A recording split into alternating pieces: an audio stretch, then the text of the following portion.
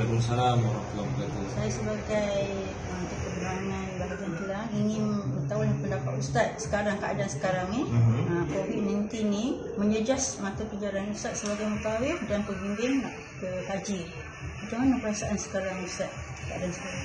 Jadi terima kasih kepada Haji Nurisa kita di atas soalan yang telah pun dilontarkan buat saya, yang merupakan sebagai pembimbing ataupun senang cerita mutawif membawa seluruh umat Islam terutama daripada tanah air Malaysia untuk pergi menyahut suruhan Allah bagi menunaikan ibadah haji ataupun ibadah umrah sendiri. Jadi bila pendapat saya dan juga perasaan tentulah teramat rindu yang tidak berpenghujung, rindu yang membuak-buak, dan juga tanpa sedar kadang-kadang apabila melihat kaca TV yang telah pun ditayangkan khas daripada Masjid Nabawi dan juga Masjidil Haram, tentulah air mata berlinangan bercucuran di atas pipi tanpa sedar.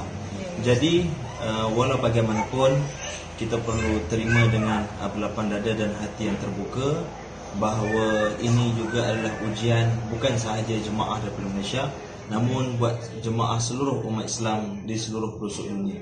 Namun walau bagaimanapun berdoa dan terus berdoa. Contoh sebagai saya mungkin dan juga sahabat-sahabat mutawifnya lain, tak kisah daripada pelbagai travel agency, ada yang terjejas dari segi pendapatan, terutama mereka yang menjadikan kerjaya mutawif ini sebagai kerjaya full time, sepenuh masa, ya kan? Ada trip ataupun ada jemaah terus naik turun tanah suci.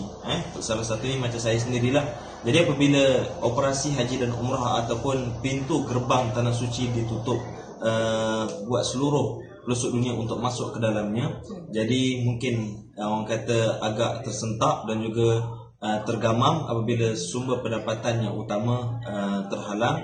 Namun walau bagaimanapun sekarang ni mutawif ni, sahabat-sahabat saya lain perlu mencari inisiatif dan juga perlulah merancang seandainya haji ataupun ibadah umrah dibuka dan mula beroperasi semula, bagaimanakah kaedah ataupun SOP yang perlu kita patuhi. Contohnya daripada KLIA kita nak naik kapal terbang, macam mana kapasiti ataupun kuantiti kita sebagai penumpang kapal terbang. Contohnya seat mungkin kalau kita nak catat 484 orang, tapi bila kita naik adakah 484 orang tu terus full? Saya rasa tidak, tapi tambangnya agak mahal. Sebab apa? Kapal terbang tak nak kosnya mesti dia terbang, mesti berjalan, tapi penumpangnya agak kurang sikit, mungkin selang satu kursi dan sebagainya. Lepas tu sampai ke Jeddah ataupun sampai Madinah mungkin nak kena kuarantin berapa hari, kita tak tahulah. Tapi kita cuba ramalkan agak-agak begitulah. Contohnya siapa yang ambil pakej bilik berempat berlima, saya rasa mungkin tak ada, mungkin bilik berdua bertiga ataupun bilik berempat berlima ada, tapi mungkin satu keluarga je,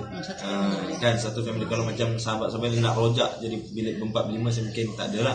Dan juga yang paling saya orang panggil sedih dan orang panggil terburis sedikit ataupun sedih lah, kita tak dapat lagi merasai kemanisan bagaimana kita nak menunaikan ibadah tawaf dan juga sa'i itu sendiri dibimbing oleh mutawif, pergi bergerak daripada hotel penginapan masuk ke dalam masjid secara berkumpulan sambil berbuat barisan.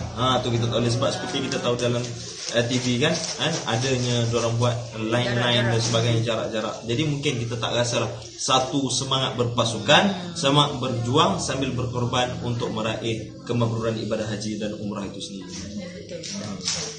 Jadi nak tanyalah, kalau macam ustaz-ustaz ni kalau dah tak ada daripada mata pencarian tu, apa yang sekarang buat? Okey, jadi macam saya sendirilah, saya juga ada bekerja juga. Macam sebelum ni saya ditawarkan untuk bekerja di syarikat MAPIM, iaitu Majlis Perundangan Islam Malaysia, iaitu membantu umat-umat Islam di Syria dan sebagainya, bersama aktivis kita Dr. Sania Arabi dan juga Heliza Helmi Hazwani dan sebagainya. Dan juga sambil-sambil tu sahabat-sahabat saya lain ada yang tiba-tiba zero knowledge tentang penternakan, tiba-tiba diorang berternak lembu dah sekarang, terutama di Temelloh. Ada yang berniaga, ada yang berbisnes online. Macam saya sendiri pun bantu isteri untuk niaga sarta bakar. Jadi itulah, sambil-sambil tu kita bawa barangan-barangan yang kita boleh import daripada tanah suci, contohnya macam kurma ajwa, air zam-zam dan sebagainya. Dengan itulah kita menjadi sedikit sebanyak sumber pencarian. Alhamdulillah. Jadi kalau sekarang punya keadaan pemerintah, adakah kita nak ada suruh pemerintah tu buat sesuatu untuk rakyat yang sedang susah sekarang? Jadi orang panggil pendapat saya kepada pemerintah, saya rasa apa kata kita gunakan solusi untuk mencegahkan wabak COVID-19 ini dengan mengadakan lebih banyak majlis tentang pengabdian diri kepada Allah. Contoh-contohnya macam sebelum ini masjid ditutup, tapi di tempat-tempat lain terbuka. Itu pun menjadi salah satu isu, dan alhamdulillah berkat pemerintah kita dengar suara-suara rakyat ni, bagaimana wabak COVID-19 ataupun virus ni nak dihapuskan, macam mana nak dihentikan, selagi mana maksiat berluasa sedangkan masjid tak ada siapa, kan. Jadi alhamdulillah masjid pun dah dibuka, dan adakan doa-doa munajat dan juga rintihan daripada seorang hamba kepada pencipta, dan adakan jawapan ataupun solusi bagaimana kita nak betul-betul minta kepada Allah, kerana Allah yang turunkan wabak ini dan Allah juga yang mengangkatkan wabak ini, seperti mana yang dalam hadis pun disebut, wa idza maridtu fa huwa yashfin. Jika Allah berikan kita penyakit, juga Allah juga yang menyembuhkan. Okey, jadi adakan satu solusi bagaimana kita nak sembuhkan wabak ni dari segi vaksin lah, ni dari segi betul-betul daripada seorang hamba nak direct komunikasi dengan Allah. Semoga virus COVID-19 ni lenyap daripada di atas muka bumi ini. Terima kasih Ustaz bersama dengan saya yang mencari maklumat. Kumpul maklumat apa yang derita, apa reluhan daripada rakyat-rakyat di bawah ni. Okay, terima kasih Ustaz. Okay, sama-sama di atas perkongsian. Ada juga soalan daripada Ajak. Okey, masih